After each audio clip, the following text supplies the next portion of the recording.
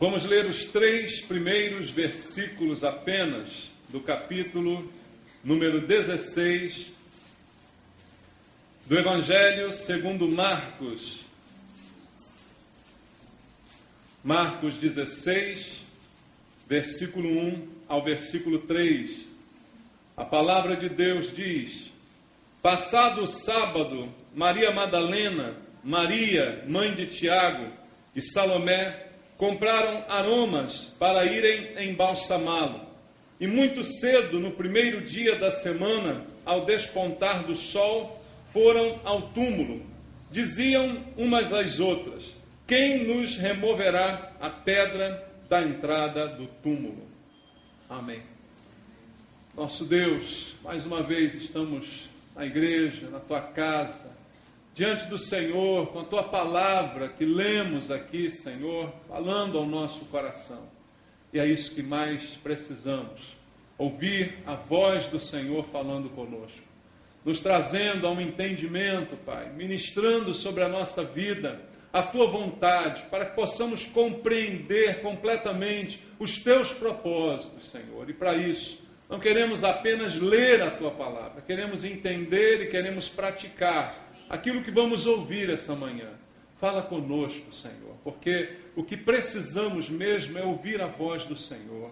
Não a voz dos homens com as doutrinas humanas, com as regras e normas que os homens inventam, mas sim, ó Deus, a palavra que sai da tua boca, aquela que nos alimenta, que nos fortalece, que nos dá direção, a verdadeira palavra de Deus. É essa que queremos, Senhor.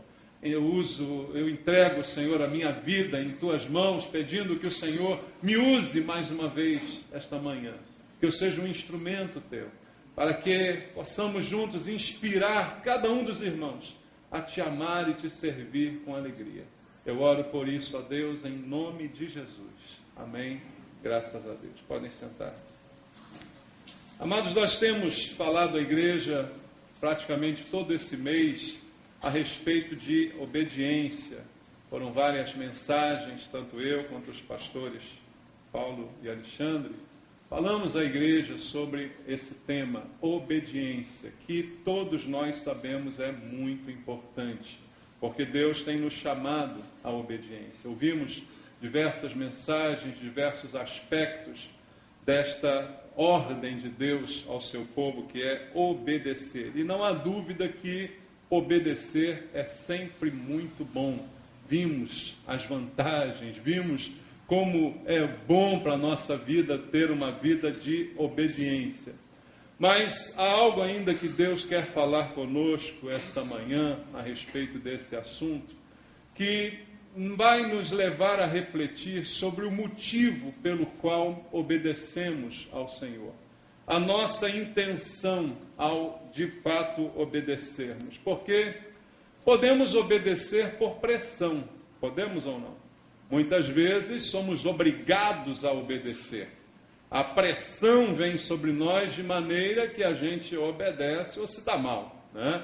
Isso é um instrumento muito usado por nós, pela sociedade, em diversos sentidos. Muitas vezes até com os nossos filhos usamos esse instrumento, né? Assim, ou você me obedece, senão ele já sabe as consequências, né?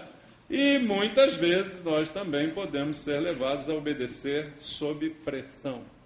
Mas não é a mesma coisa quando obedecemos de coração, irmãos. E a obediência de coração é exatamente a que Deus deseja de nós. Porque, veja, para Deus nos pressionar seria a coisa mais fácil do mundo, né? Deus é infinitamente maior e mais poderoso do que qualquer um de nós. Somos nada diante de Deus. Deus, eu acho que não precisa nem perder tempo pressionando a gente.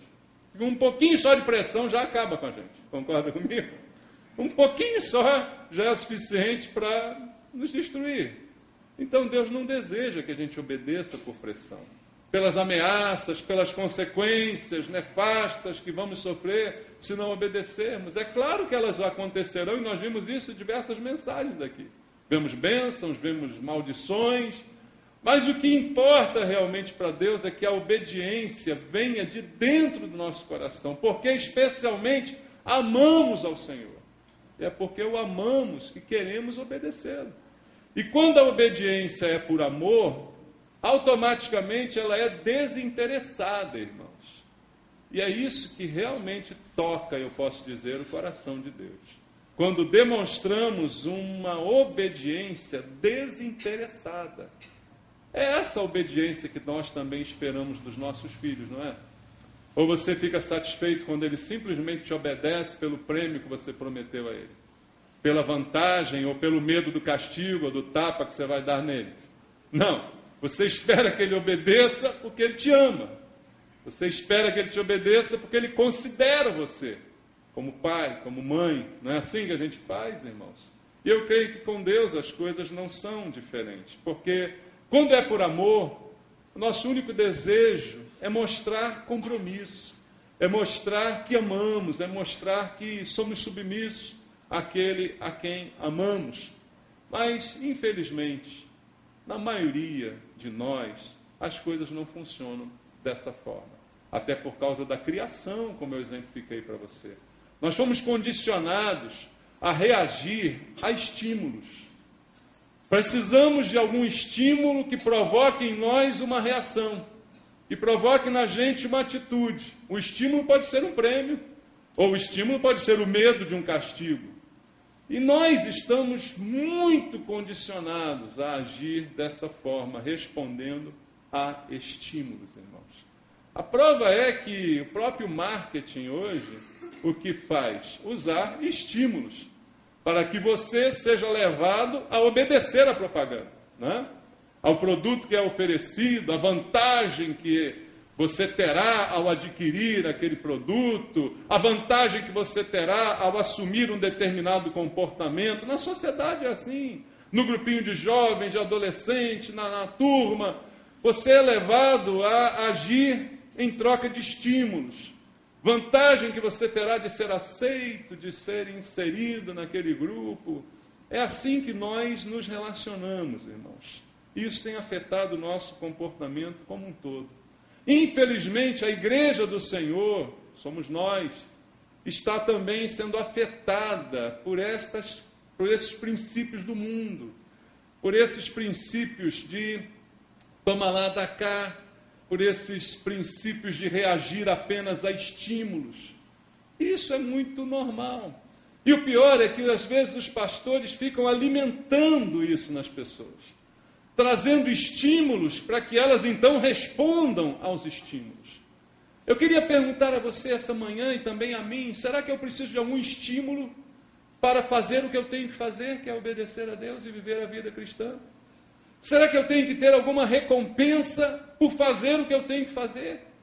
Será que eu tenho que ter algum estímulo para vir à igreja? Que é o mínimo que eu posso fazer. É estar na casa de Deus, na companhia dos irmãos, na comunhão dos santos, aprendendo a palavra do Senhor, louvando com o coração, praticando o que aprendo durante a minha comunhão da estadia com os irmãos.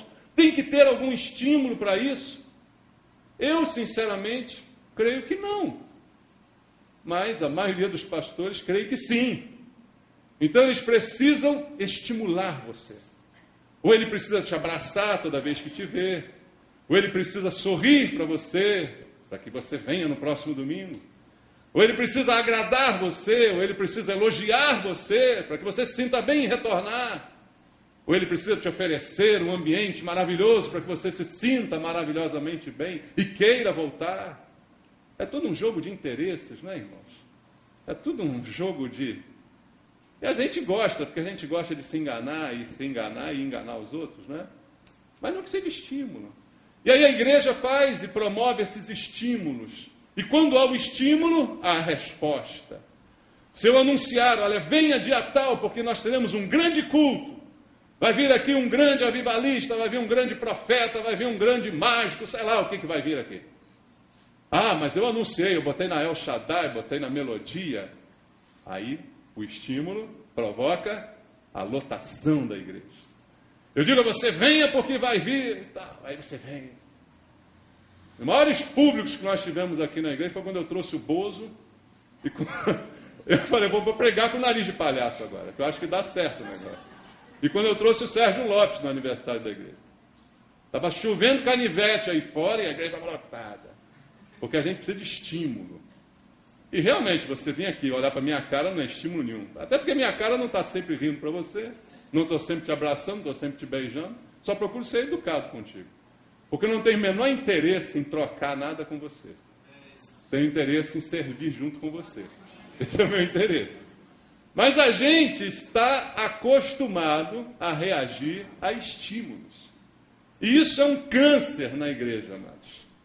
Porque se a propaganda é boa, o culto é bem frequentado. Se tem alguma vantagem, eu me esforço para fazer. Eu me esforço a sair de casa, a deixar os meus afazeres e vir para a igreja, porque vai ter uma vantagem. Tem uma vantagem. O que eu vou levar nisso? Eu vou levar. A vantagem está lá na propaganda que me foi exibida.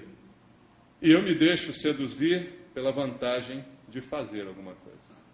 Eu me deixo seduzir pela vantagem de obedecer a Deus, porque Ele vai me abençoar. Porque eu me deixo seduzir pela vantagem de entregar o dízimo, porque Ele vai melhorar as minhas finanças. Eu me deixo seduzir pela vantagem de servir, porque de alguma forma Ele vai me proteger. E aí a gente está sempre trocando vantagens, né? Amados, e isso eu creio que não é o que Deus deseja. Porque por mais que Deus deseje obediência, o que Ele deseja mesmo é coração. Coração. A gente vê isso na história de Israel. Por algum tempo o povo até obedeceu, cumpriu os rituais, fez os sacrifícios, fez tudo certinho. Mas em certo momento Deus disse para eles: eu estou cansado desse sacrifício de vocês. Porque vocês me louvam com os lábios, mas o coração de vocês está longe de mim. Então Ele disse: vocês fazem as coisas, mas fazem quase que automaticamente, sem coração, sem nem entender o que estão fazendo, ou fazem em benefício próprio. Vou fazer porque é melhor para mim, manda quem pode, obedece quem tem juízo. Então vou fazer porque é melhor para mim. Mas não é isso que Deus deseja. O que Deus deseja é a obediência de coração. Talvez você pergunte: mas o que isso tem a ver com o texto que você leu aí no início? Esse texto é um texto que nos faz pensar um pouquinho. Eu já preguei algumas vezes sobre esse texto e ele tem vários sentidos aqui. Primeiro, porque 3 mulheres decidem fazer alguma coisa por Jesus morto. Jesus está morto e elas decidem fazer algo por ele. Se olharmos friamente para o texto, podemos entender o seguinte: essas mulheres não criam muito em Jesus, né? Porque Jesus prometeu que ia ressuscitar e elas vão lá querendo embalsamar ele. Parece que elas não acreditavam muito.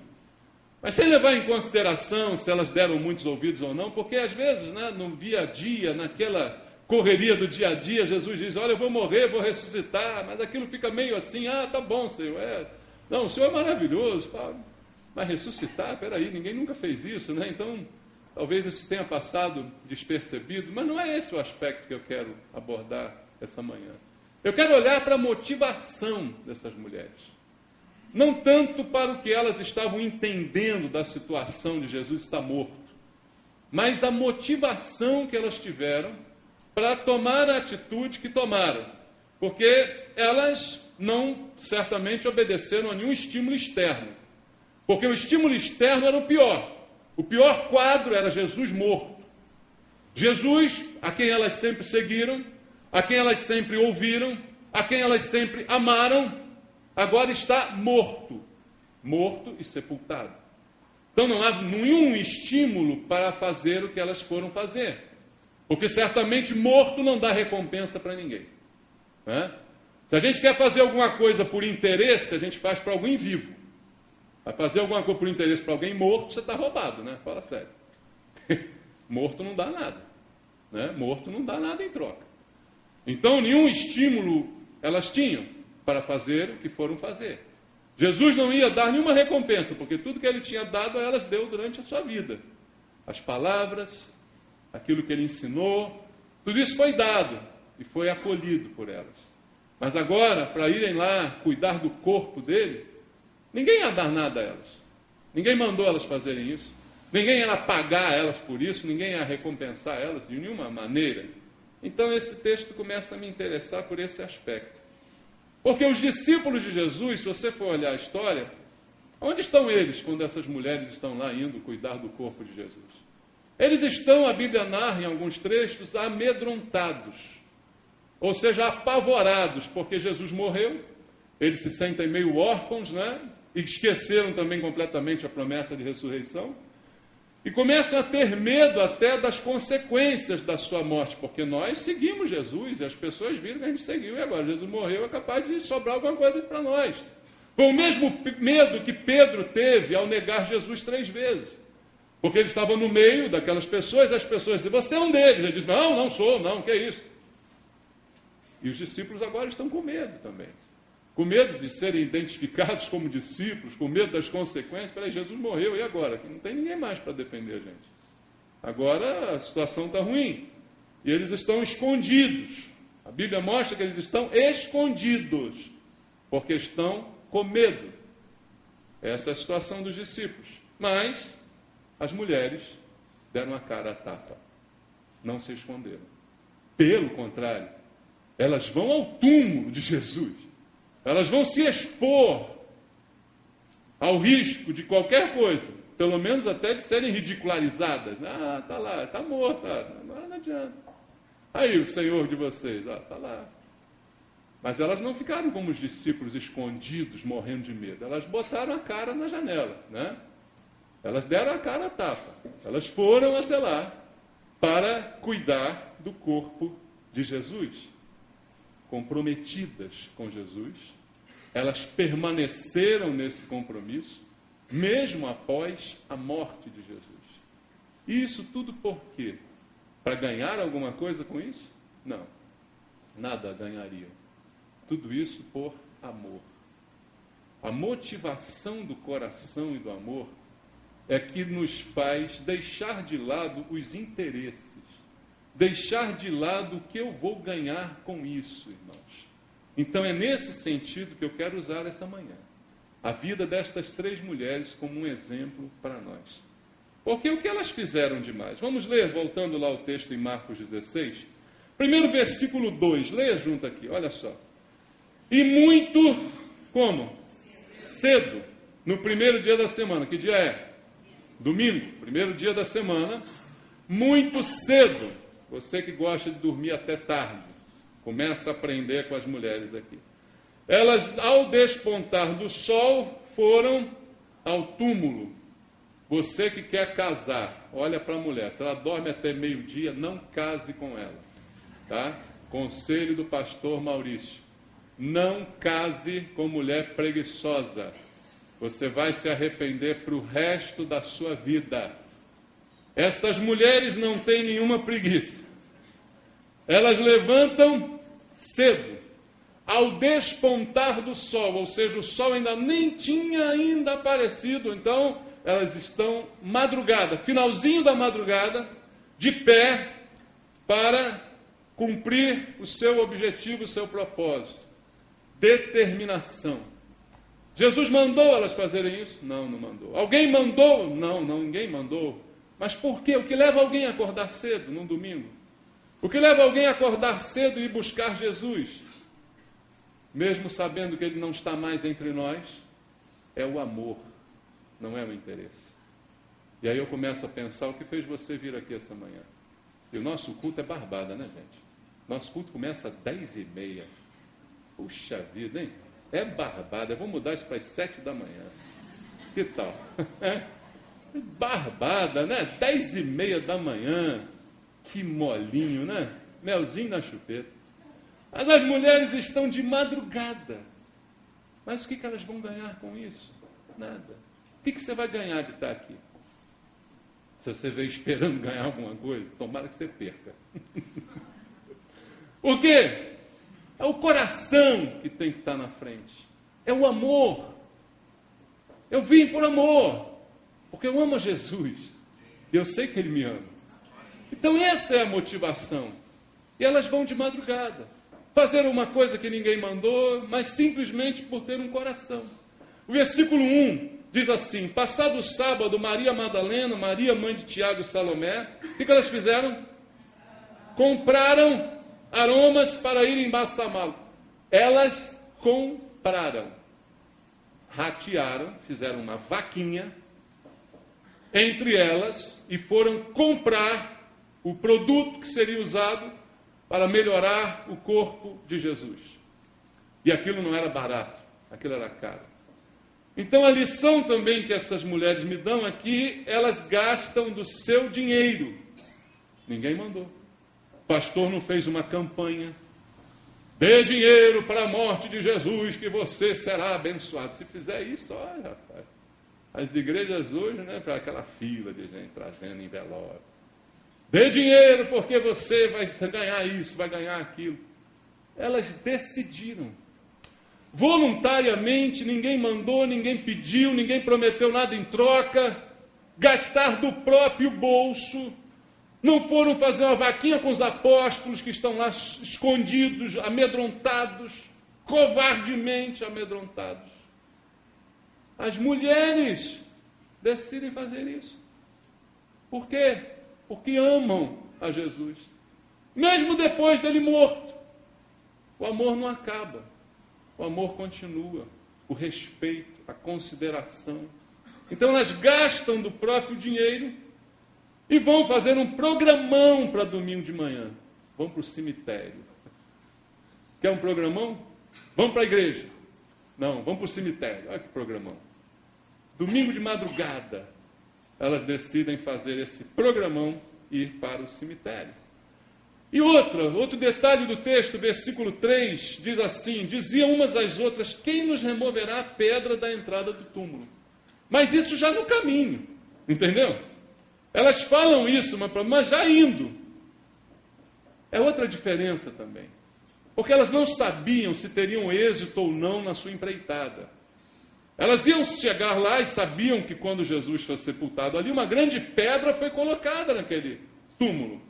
Então elas sabiam de antemão que havia um obstáculo a ser transposto. E não sabiam como teriam condição de mover aquela pedra. E certamente 3 mulheres não moveriam aquela pedra nunca. Mas mesmo assim, elas vão. Outra lição para a gente. Às vezes, por causa do pensamento de uma dificuldade que nem é real, a gente deixa de ir. A gente deixa de fazer. A gente deixa de vir à igreja. Crente é uma coisa engraçada, gente. Você sente uma dor de cabeça, não vem ao culto. Mas para servir ao patrão, tu sabe que dor de cabeça ele não desculpa e desconta o dia, né? Então tu é um cara de pau, safado. Que para a igreja funciona, mas para o patrão não funciona. Porque você ama mais o teu patrão do que a Jesus. Porque na verdade tu não ama, tu quer o dinheiro que ele te dá e não quer ser descontado no final do mês. Como quando você falta à igreja, você não tem que ser descontado de nada, porque não recebe, também não tem que ter dízimo a mais, porque não é certo. Então, simplesmente falta. Simplesmente não tem problema nenhum. Jesus entende. Uma unhazinha encravada, né? Acordei hoje, não estou bem. Eu estou assim, meio assim. Pelo amor de Deus, toma vergonha na sua cara. Pelo amor de Deus. É ou não é, irmãos? Mas as mulheres aqui, elas tinham uma dificuldade real. Um obstáculo visível. Impossível de ser transposto. Elas podiam comprar tudo e ficar, quem nos removerá a pedra? Vamos ou não vamos? Quem poderá nos socorrer? Chapolin Colorado. Vou ou não vou? Não, acho que não vou, porque a pedra é grande demais. Nós somos 3 mulheres fracas, não teremos condição. Ó vida, ó azar. Alguém tenha pena de nós. A gente queria tanto abençoar Jesus, mas não deu. Porque tinha uma pedra. Que papo mais furado, né, irmãos? Elas não deram esse papo. Mas vocês, nós, damos esse papo furado. Eu queria tanto estar lá no culto, mas não deu. Queria tanto entregar o dízimo, mas não deu. Deus. Me dá paciência, Deus. Cadê o amor? Cadê o coração? As mulheres viram, sabiam da pedra, mas elas vão falando isso no caminho. Quem é que será que vai? Não sei, vai acontecer alguma coisa, um milagre vai acontecer. Porque Deus é que faz milagre. Mas a gente vai fazer o que a gente tem que fazer. E elas decidem ir e vão. Mesmo com a pedra lá, elas vão. Elas não deixam de responder ao sentimento que elas nutriam por Jesus, mesmo morto. Então não é uma dificuldadezinha, não é uma pedra intransponível que vai fazer com que eu deixe de fazer o que eu teria que fazer. Você entende? Então elas simplesmente vão e fazem. O exemplo está dado. As mulheres que serviram a Jesus, com ele morto, vencendo obstáculos, acordando cedo, gastando do próprio dinheiro, se esforçando apesar das dificuldades, para servir a um Jesus morto, que nada daria em troca a elas. E aí eu olho para esse exemplo e pergunto para nós, o que nós temos feito? Como nós temos respondido aos estímulos da vida?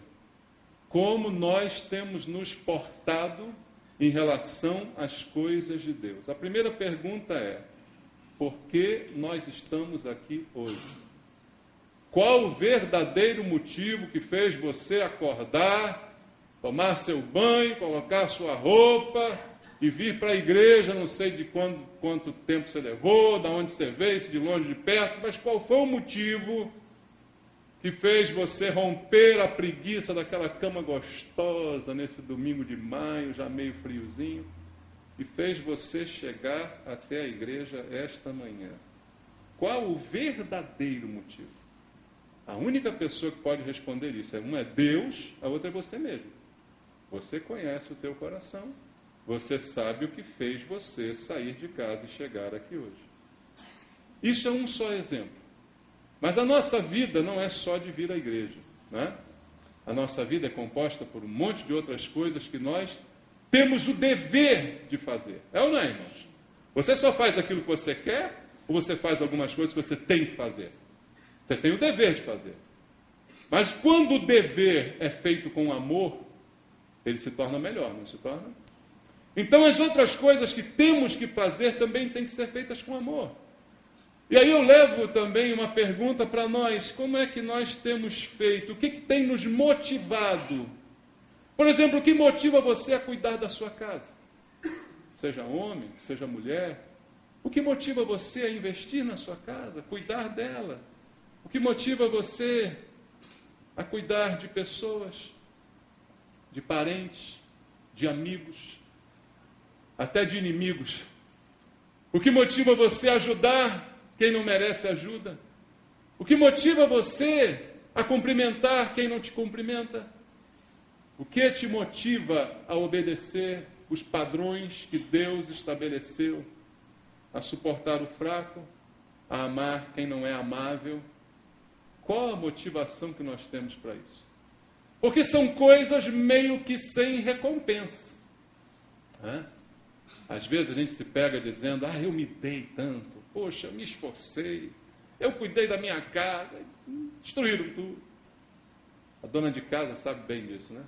Você arrumou a casa o dia todo, um animal chega à noite e destrói tudo. Em 30 segundos, né? Quando ele entra em casa. Tudo aquilo que você arrumou, tudo aquilo que você fez. Chega um filho do colégio, sai largando meia para tudo que é lado, né? Por que você continua fazendo isso?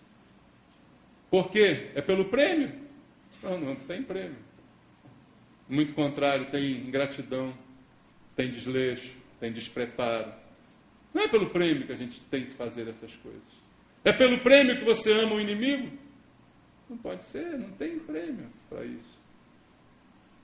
É pelo amor a Deus. Se não for pelo amor a Deus, nada disso tem sentido, e mesmo que seja feito, não será feito da maneira correta. Então essa questão é para nós. Porque estas mulheres, voltando de novo a elas, o seu exemplo, Madalena, Maria, mãe de Tiago, e Salomé. Eu não vi na Bíblia nenhum cargo que tenha sido dado a essas mulheres. Nunca foram chamadas de diaconisas. Pastoras, então, nem se fala. Cachorra, talvez. Madalena já deve ter ouvido esse nome algumas vezes. Mas nenhuma delas tinha um cargo para motivá-las. Às vezes na igreja a gente precisa de cargo para motivar. E tem gente que é tão safada que quando ganha o cargo, aí perde a motivação. queria tanto cargo, quando ganha o cargo, já brinquei com esse brinquedo, me enjoou, não quero mais. Só uma surra, meu amado, para resolver isso. Mas não é assim. Essas mulheres não tinham cargo. Ninguém chamou elas de nada, doutoras, nada. Pastora, cachorra, nada.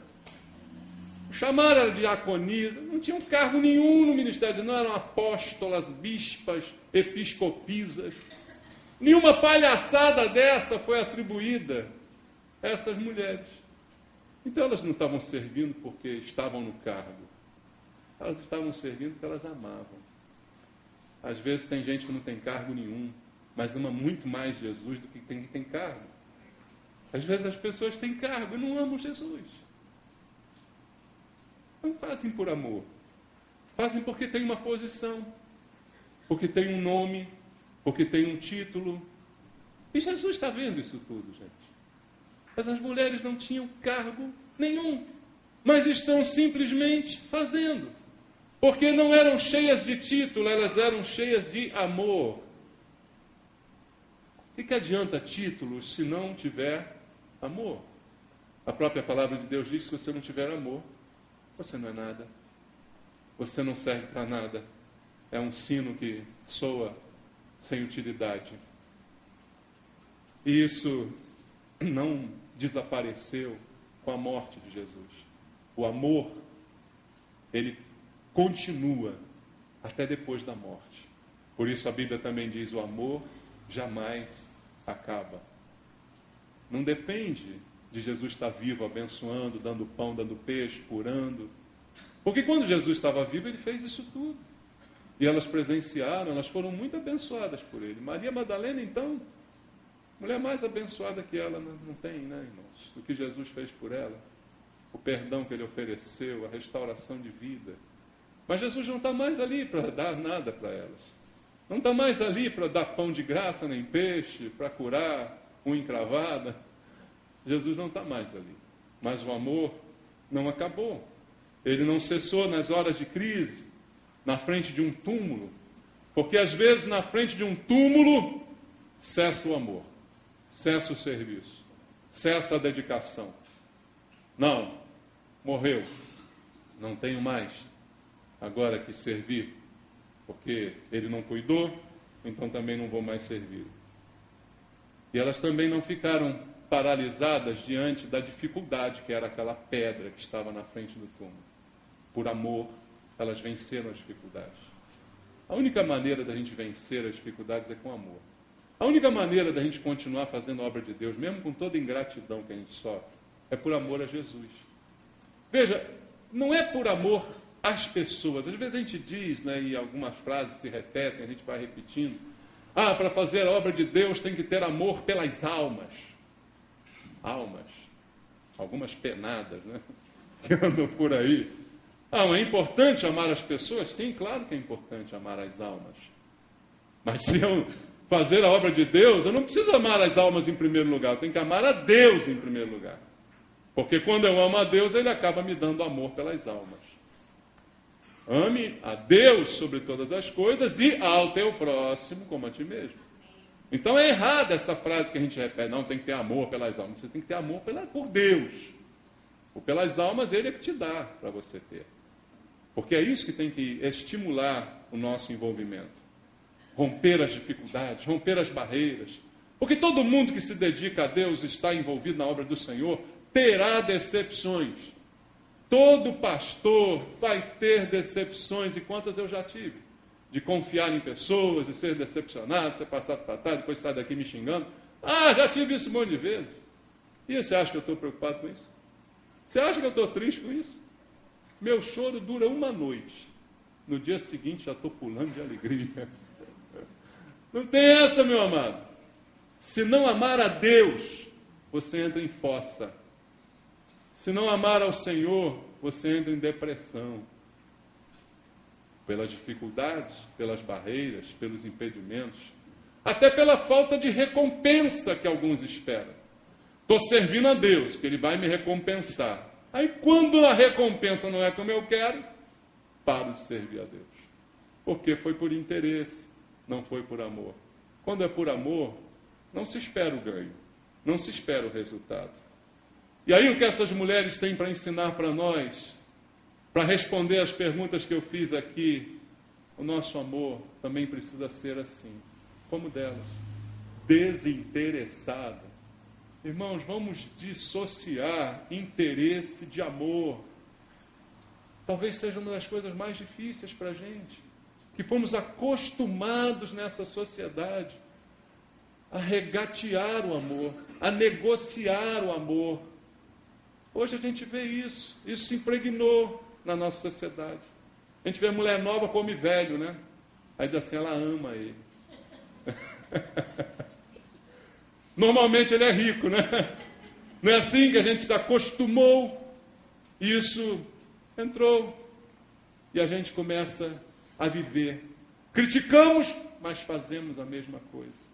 Em relação a Deus, em relação aos amigos, aos irmãos. Há sempre um jogo de interesse por trás dos nossos relacionamentos que é terrível, contaminado pelo diabo, irmãos. O nosso amor tem que ser como o dessas mulheres. Amor que não encontra barreiras, amor que não mede esforços, amor que não mede sacrifícios, amor que é de verdade, que não está interessado em recompensas. Essa é a grande prova de amor que eu vejo na vida dessas três mulheres. Existe até amor que não ama, irmãos, por mais incrível que isso possa parecer. Aquele amor que defende os seus interesses, os seus direitos, aquele amor que não perdoa as ofensas, aquele amor ciumento que mata, é um amor que não ama. Mas quando você lê 1 Coríntios 13 e vê a definição de Deus sobre o amor, você vê que o amor tudo sofre, tudo suporta. Que o amor não se importa com seus próprios interesses. Que o amor abre mão. Então existe amor que não ama. Amor egoísta. Amor que leva alguém a dizer, matei, mas foi por amor. Imagina que amor é esse. Tomara que nunca me ame, né? Não acaba me matando, né? Tem muita gente aqui que já disse que me ama. Irmão, eu já tive bastante aqui. Se eu escrevesse um livro. Eu já tive gente aqui que eu me via, pastorzinho.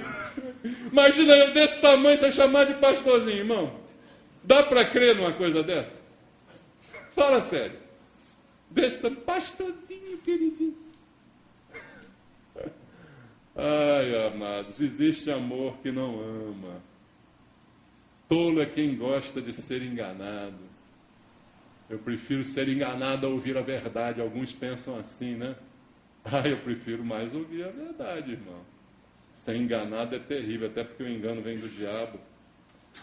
Mas essas mulheres dão sempre uma lição para nós, porque elas foram fiéis ao Senhor. Elas mostraram carinho, mostraram amor pelo Senhor. E Jesus não estava mais vivo para ver isso. Às vezes a gente ama na frente, né? Na frente é pastorzinho, por trás Olha, irmãos. A gente ama na frente. A pessoa vai ver meu amor, vai ver minha dedicação. Pastor, estou aqui, cumpri a escala, estou no horário. Pastor, conte comigo. Está me vendo? Agora vira as costas para tu ver. Até chifre vai na tua cabeça, né, irmão? Vira as costas para você ver. Essas mulheres fizeram isso tudo. E Jesus não estava mais vivo para ver. E elas não tinham nem, como eu disse aqui, esperança dele ressuscitar. Então não foi pelo prêmio. Jesus não estava vivo para ver o carinho, o cuidado delas, o gasto financeiro que elas tiveram, o desprendimento de acordar de madrugada, o esforço de ir sem saber se teriam sucesso ou não. Jesus não estava mais vivo para ver. Mas elas fizeram algo que ninguém estava vivo para ver, irmãos. Ninguém. Não foi para aparecer, não foi para serem notadas, para serem reconhecidas, para ganhar um cargo, para terem uma oportunidade. Não foi para nada disso. Elas apenas continuaram fazendo o que elas sempre fizeram. Às vezes a gente muda de comportamento de acordo com as circunstâncias, de acordo com os estímulos. Tu não quer nada com Deus, mas há a possibilidade de ter um prêmiozinho, tu vai lá e faz uma fezinha. Hã?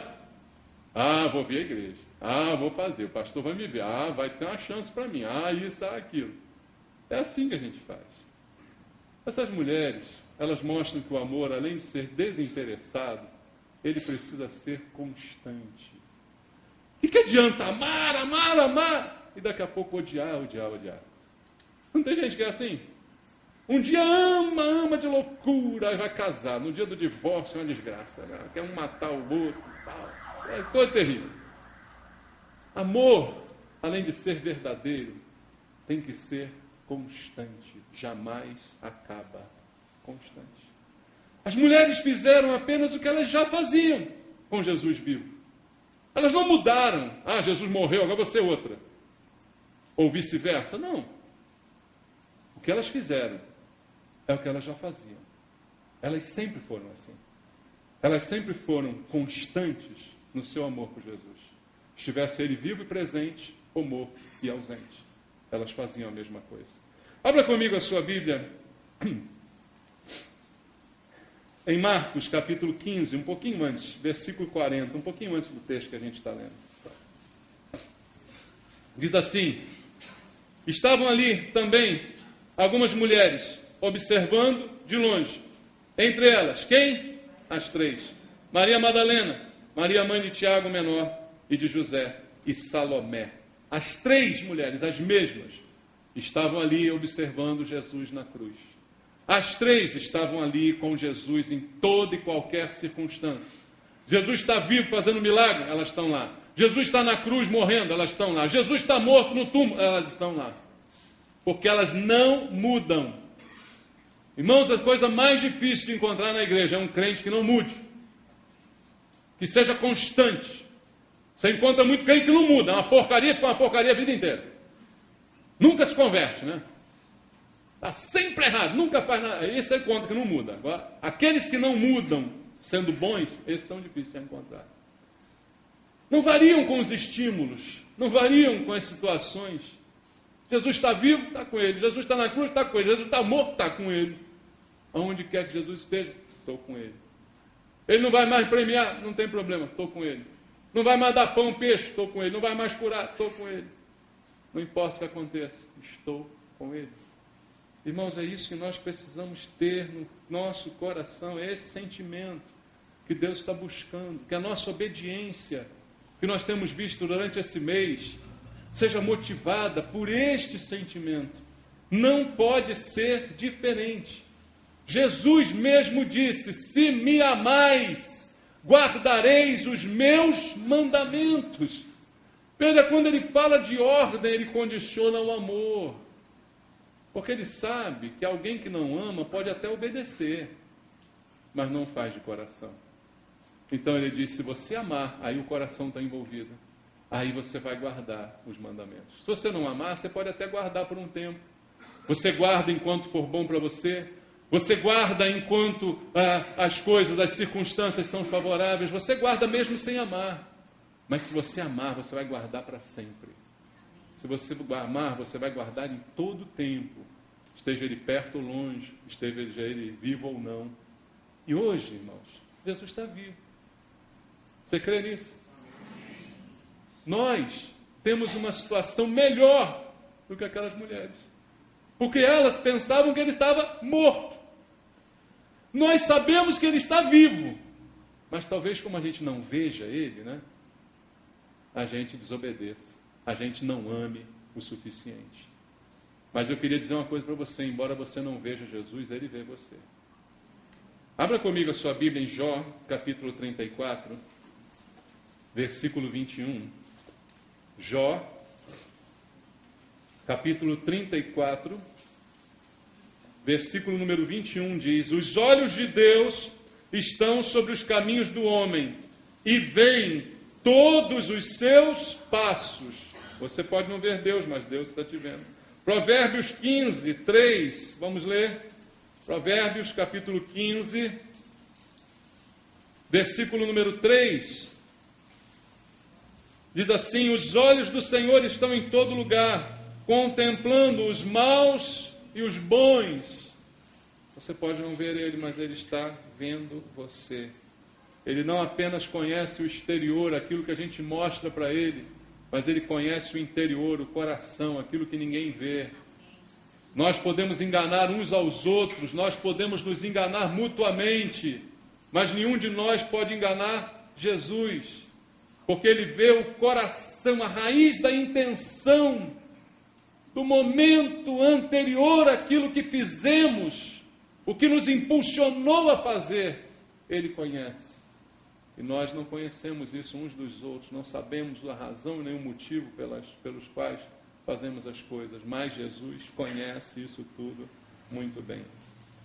E uma coisa eu quero terminar dizendo a você: da mesma forma que Ele conhece o nosso coração, Ele conhecia também o coração daquelas 3 mulheres. Mesmo com o corpo no túmulo, Jesus estava vivo. E Ele estava vendo aquilo que elas fizeram, mesmo sem elas saberem que Ele estava vendo o que elas fizeram. E aí, da mesma forma, o que elas fizeram também foi contemplado por Jesus. E uma evidência disso está em Marcos 16, versículo 9. Diz assim: havendo Ele ressuscitado de manhã cedo, no primeiro dia da semana, para quem Ele apareceu primeiro? Para Maria Madalena, da qual expelira 7 demônios. A primeira pessoa que viu Jesus ressuscitado foi uma daquelas 3 mulheres que amaram Jesus, mesmo com Ele morto. A primeira pessoa que teve o privilégio de ver o maior milagre de todos os tempos foi Maria Madalena, a ex-endemoniada. Foi ela que sabia amar Jesus e foi ela que viu Jesus ressurreto em primeiro lugar. Os discípulos, veja o versículo 10. E partindo ela foi anunciá-lo àqueles que, tendo sido companheiros de Jesus, como é que se achavam? Tristes e choravam. Estes, ouvindo que ele vivia e que fora visto por ela, não acreditaram, mesmo com o testemunho dela.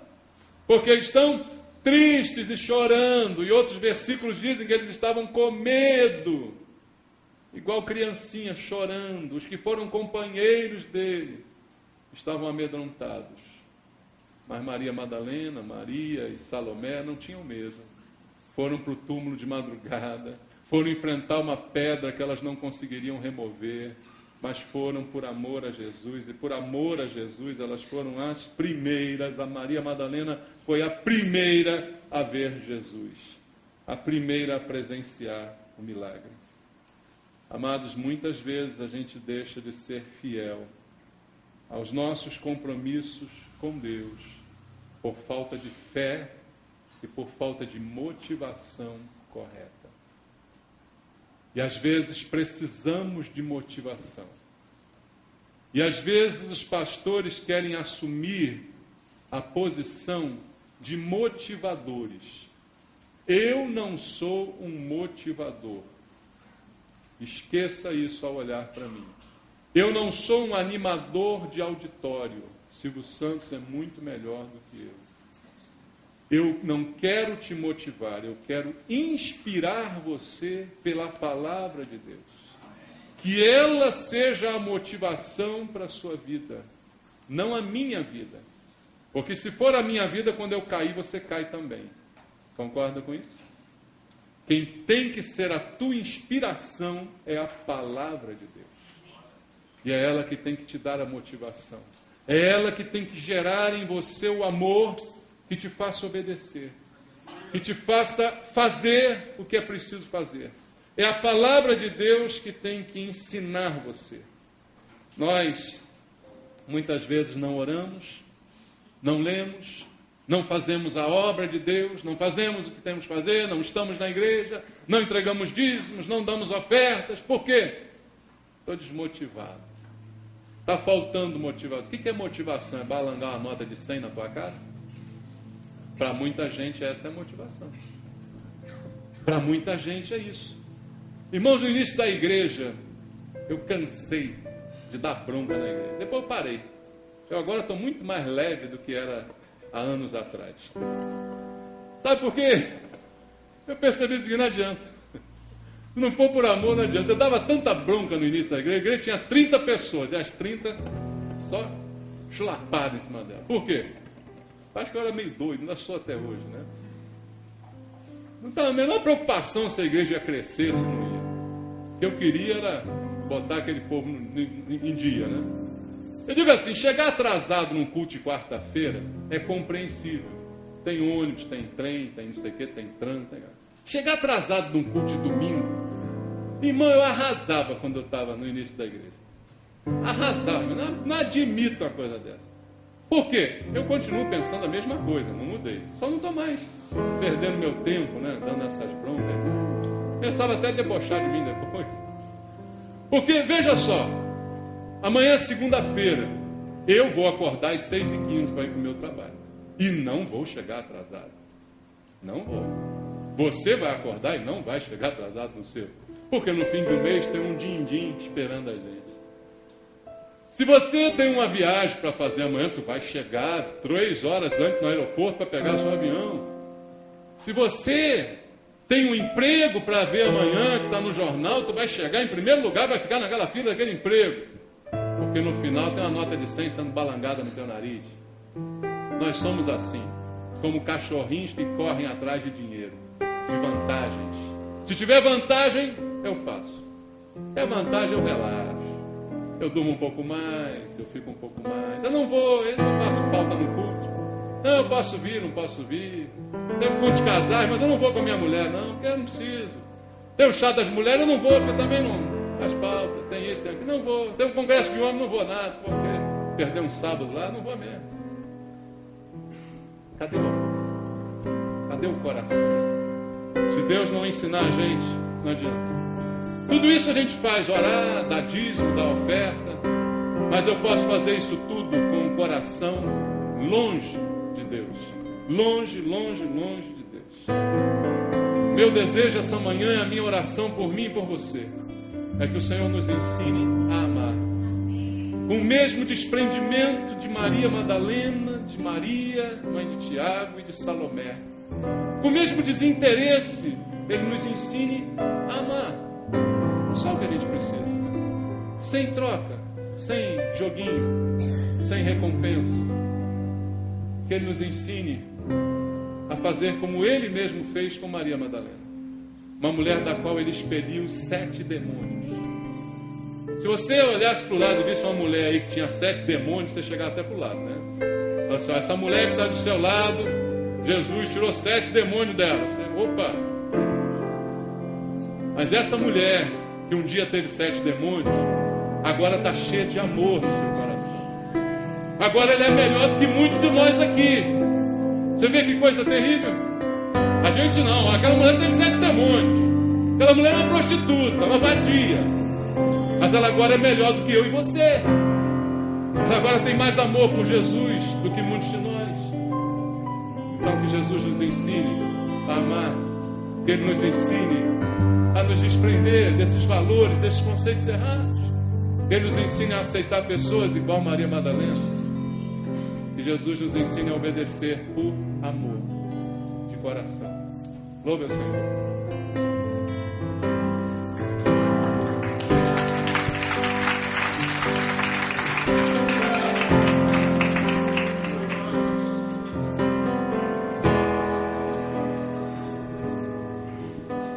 Ensina-me a amar, mesmo quando sódio ao meu redor.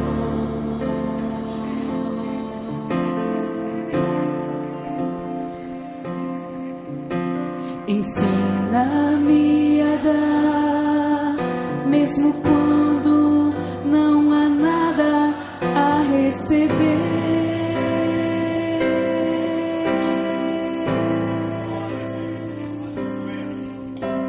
Ensina-me a aceitar tudo que tens preparado para mim,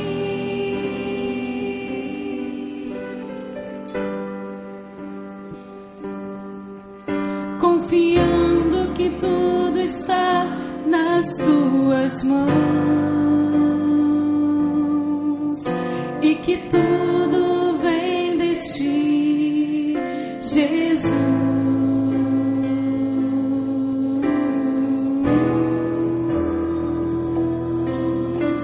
Ensina-me a adorar, mesmo quando há pranto em meu coração.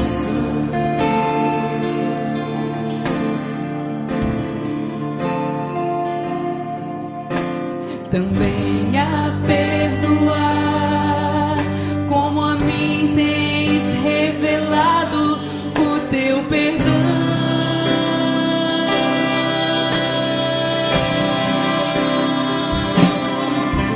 E que eu possa ter mais sede de te conhecer melhor, cada dia mais vontade de estar ao teu redor,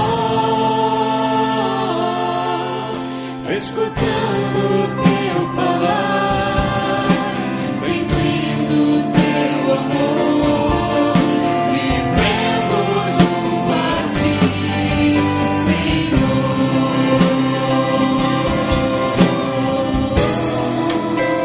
Senhor, nós queremos aprender contigo, Pai. A única saída para nós, Senhor, é aprender com a fonte de todo amor. Tua palavra diz: Deus é amor, e aquele que permanece no amor permanece em Deus e Deus nele. Se queremos amar, a fonte de todo amor é o Senhor. Que o Senhor possa infundir esse amor nos nossos corações, Pai. Nos ensinar a te amar de verdade, porque até o amor que te damos é aquele que o Senhor antes colocou em nossos corações. Pai, que nós possamos ter um relacionamento puro com o Senhor. Senhor, tira de nós toda impureza, toda contaminação de intenção, de ideia, de motivação, Pai. Tira da igreja, Senhor, todo esse sentimento que tem sido ensinado por aí, que tem sido incutido na cabeça de muitos, por muitos pastores. Tira de nós isso, ó Deus. Fazer por recompensas, por prêmios. Deus, em nome de Jesus, dá-nos um novo coração, Pai. Dá-nos um coração de verdade que te ama, independente de te vermos ou não, independente de recebermos ou não alguma coisa do Senhor. Pai querido, eu sei que é muito difícil isso que eu estou te pedindo, Pai. Eu sei, ó Deus, que isso já está impregnado na maioria de nós, mas ainda há esperança, Senhor. Ainda há esperança que uma pequena parte do povo ainda te ame de verdade, ainda faça por amor, sem interesse, ainda seja constante, independente das circunstâncias, independente das coisas darem certo ou não, Pai. E eu prego para esse, meu Deus. Eu prego para o trigo, Senhor, não para o noivo. Toca no coração do teu povo, Senhor. Toca no coração dos meus irmãos aqui, Pai. Tira de nós toda a contaminação, para que a nossa alegria seja servir ao Senhor, para que a nossa alegria seja sermos obedientes ao Senhor, não por medo, não por prêmio, mas por amor. Queremos te amar, Senhor, independente das circunstâncias. Queremos que esse amor seja vivido por nós todos os dias. Queremos guardar no coração a tua palavra para não pecar contra ti, porque te amamos, Senhor. Livra-nos do mal, livra-nos do pecado, não nos deixa cair em tentação, Senhor.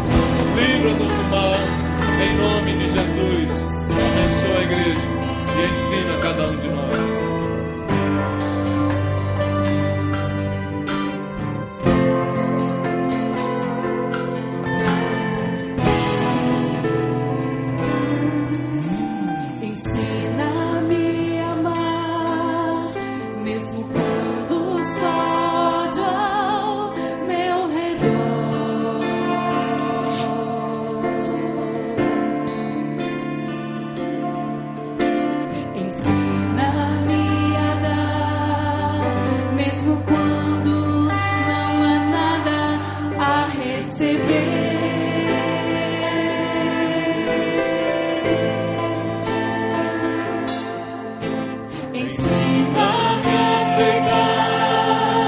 Tudo que tens preparado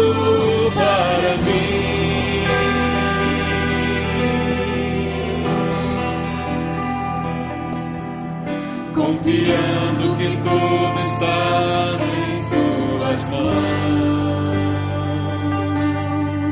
e que tudo vem de ti, Jesus. Faça essa oração. Ensina-me a adorar, mesmo quando Há pranto em meu coração.